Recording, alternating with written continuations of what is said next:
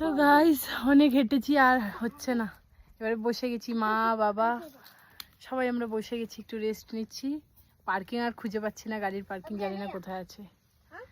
তো guys minimum 1.5 থেকে 2 ঘন্টা হয়ে গেছে আমরা হেঁটে যাচ্ছি, কিন্তু পার্কিং পাচ্ছি না। হ্যাঁ পার্কিং পাচ্ছি না, উল্টো আমাকে বলে যাচ্ছে যে এখানে পার্কিং আছে, এই গলি দিয়ে যেতে হবে, সেই রাস্তা দিয়ে যেতে হবে। হ্যাঁ ওই তখন থেকে একই কথা চলছে। আর ওদিকে আমার মা একটা লাঠি নিয়েছে, তার কি করছে ভগবান জানে, পাগল মহিলা পালিয়ে গেছে ঘর ছাড়া।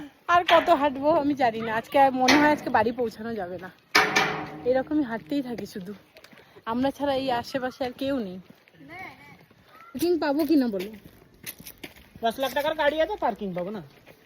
আর কত হাঁটাবে? যত তোমার পা হাঁটতে পারে। আর হাঁটতে পারছি না, এবার আমাকে কোলে নিয়ে নাও। আর কত হাঁটবো?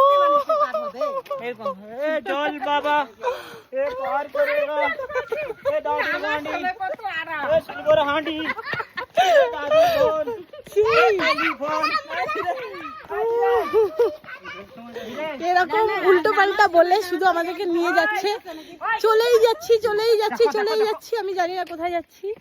এখানে নেটওয়ার্কও নেই, কোনো কাউকে ফোন করার মতন নেই, কোনো ম্যাপ কাজ করছে না, জানি না কেন, হেঁটেই যাচ্ছি শুধু।